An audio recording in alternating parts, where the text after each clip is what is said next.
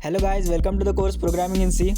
आज की वीडियो में हम देखेंगे basic structure of C language.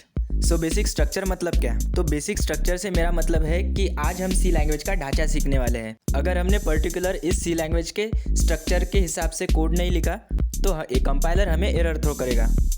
So without any further delay let's get into our Visual Studio Code. तो VS कोड ओपन करने के लिए हमें वो फोल्डर ओपन करनी पड़ेगी जहाँ पे हमें सी लैंग्वेज की फाइल सेव करनी है। तो मेरी वो फोल्डर मैंने यहाँ पे क्रिएट कर रखी है जिसका नाम है सी प्रोग्रामिंग। मैं ओपन कर लेता हूँ और इस फोल्डर में हमें राइट क्लिक करना है, शो मोर ऑप्शंस, और यहाँ पे ओपन विथ कोड का जो ऑप्शन आ रहा होगा उस पर क्लिक करना है। तो गाइज, अगर आपको याद हो तो ये वो कोड है जो हमने लास्ट वाली वीडियो में लिखा था। अगर आपको सी लैंग्वेज के इंस्टॉलेशन में कुछ भी प्रॉब्लम आ रही है तो मैं आपको हाईली रिकमेंड करूँगा कि आप जाइए और मेरा वो पहला वाला वीडियो देखें। और उस वीडियो में मैंने सी लैंग्वेज का पूरा इंस्टॉलेशन और सेटअप बताया है विथ VS कोड। तो गाइज, जैसा कि आप यहाँ देख सकते हैं, यहाँ पे कुछ कोड लिखा हुआ है। मैं इसको थोड़ा बड़ा कर देता हूँ।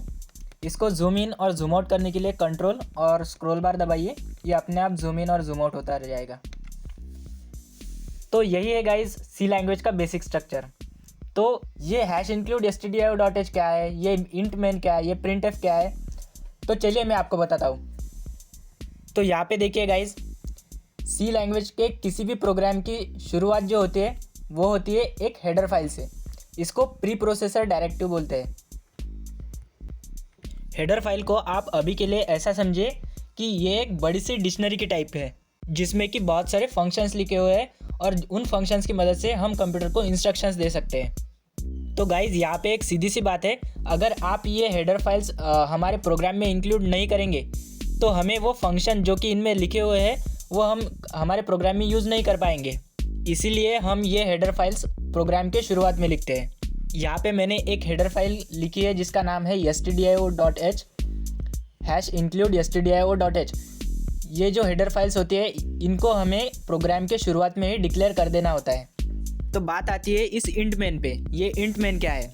तो गाइस, इंट मेन एक फंक्शन है। तो अब ये फंक्शन क्या होता है? तो गाइस, फंक्शन हमारे प्रोग्राम को टुकड़ों में तोड़ देता है। तो फंक्शन में कुछ तो भी ब्लॉक्स ऑफ स्टेटमेंट्स लिखे हुए होते हैं जो कि कंबाइनली कुछ तो भी टास्क परफॉर्म करते हैं। तो एग्जाम्पल के तौर पर हम यहाँ पर लेते हैं कि हमारा टास्क है 2 नंबर की एडिशन परफॉर्म करना। तो उसके लिए हमें एक फंक्शन लिखना पड़ेगा। उस फंक्शन में कुछ ब्लॉक्स ऑफ स्टेटमेंट्स होंगे। तो वो स्टेटमेंट्स क्या होंगे कि हमारा पहला नंबर ये रहेगा, हमारा दूसरा नंबर ये रहेगा। आखिर में वो फंक्शन हमें उन 2 नंबर्स की एडिशन करके दे देगा। तो गाइज, ये होता है एक फंक्शन जिसमें बहुत सारे स्टेटमेंट लिखे होते हैं और वो स्टेटमेंट्स मिलकर हमें हमारा एक टास्क कंप्लीट करके देते हैं। तो यहाँ पर भी आप देख सकते हैं ये इंट मेन हमारा एक फंक्शन है और इसमें printf हेलो वर्ल्ड और रिटर्न 0 ये स्टेटमेंट्स है। तो गाइस, printf क्या है? printf भी एक फंक्शन है जो कि हमारी stdio.h हेडर फाइल में इंक्लूड रहता है। क्योंकि हमने ऊपर #include stdio.h ये हेडर फाइल इंक्लूड करी है, इसलिए हम printf को यहाँ यूज़ कर पा रहे हैं। printf के अंदर हम जो भी कुछ सेंटेंस लिखते हैं वो हमें वैसे का वैसा ही कंसोल पर उसका आउटपुट दे देता है। और ये रिटर्न 0 मतलब ये पूरा मेन फंक्शन हमको 0 रिटर्न कर रहा है। हमको नहीं, एक्चुअली ये 0 रिटर्न कर रहा है हमारे ऑपरेटिंग सिस्टम को। लाइक हमने देखा था कि जो हमारे एडिशन वाला फंक्शन है वो हमको क्या रिटर्न कर रहा था? वो हमें रिटर्न कर रहा था एडिशन उन 2 नंबर की। तो वैसे ही ये मेन फंक्शन 0 रिटर्न करता है हमारे ऑपरेटिंग सिस्टम को, जिससे कि हमारी ऑपरेटिंग सिस्टम समझ जाती है कि हाँ भाई, प्रोग्रामिंग इज़ एग्जीक्यूटेड। तो ये मैंने फंक्शन के बारे में आपको बहुत ही रफली बताया है गाइस। अगर आपको ये समझ में नहीं आ रहा है तो भी आपको टेंशन लेने की कोई बात नहीं है। ये थोड़ा सा वास्ट टॉपिक है और ये मैं आगे आपको बहुत अच्छी तरह से समझाने वाला हूँ। अभी सिर्फ आप इतना समझिए कि सी का प्रोग्राम लिखने के लिए हमें ऐसा कुछ लिखना पड़ता है। पहली बात तो सबसे ऊपर जो रहता है वो हमारी हेडर फाइल रहती है जिसको हमें इंक्लूड करना पड़ता है हमारे प्रोग्राम में। उसके बाद हमारा मेन फंक्शन रहता है। यहाँ पे ध्यान देने वाली एक बात है गाइस, जो हमारा मेन फंक्शन होता है वो दूसरे फंक्शन की तरह नहीं होता। वो थोड़ा सा स्पेशल होता है और प्रोग्राम में इम्पोर्टेंट भी होता है।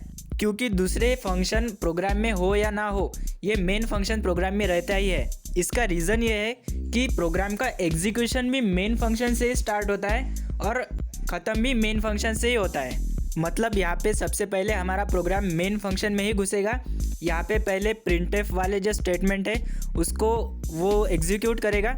बाद में नीचे जो भी स्टेटमेंट्स दिए हुए हैं उसको वो बारी बारी एग्जीक्यूट करते जाएगा और लास्ट में मेन फंक्शन का ही जो लास्ट स्टेटमेंट है वो ही सबसे लास्ट में एग्जीक्यूट होगा। दैट्स वाई मेन फंक्शन हमारे प्रोग्राम में मस्ट होता है। मैं आपको फिर से बता रहा हूँ गाइज, अगर आपको ये फंक्शन वाला टॉपिक समझा नहीं है तो भी टेंशन लेने वाली कोई बात नहीं है, ये हम आगे पढ़ेंगे ही। इस वीडियो का हमारा मोटिव सिर्फ इतना है कि आपको बेसिक स्ट्रक्चर सी लैंग्वेज का क्या होता है वो आपको समझ आए। आने वाले टाइम में हम बहुत सारे प्रोग्राम्स लिखने वाले हैं सी लैंग्वेज में, इसलिए ट्रस्ट मी, मैं आपको सी लैंग्वेज का एक एक टॉपिक बहुत अच्छे से पढ़ा दूंगा। आपको सिर्फ मेरे साथ बने रहना है और मेरे हर आने वाली वीडियो को सिर्फ देखना ही नहीं है बल्कि उससे प्रैक्टिस भी करनी है हमारे अपने कंप्यूटर पे, जिससे कि आपका हाथ बैठ जाएगा और आगे आपको बिल्कुल भी प्रॉब्लम नहीं आएगी।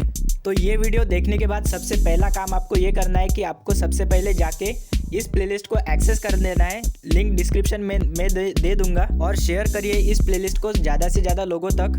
And make sure to hit the subscribe button ताकि मेरे हर वीडियो की नोटिफिकेशन आपको सबसे पहले आएगी। And leave a like for this video if you think this was helpful.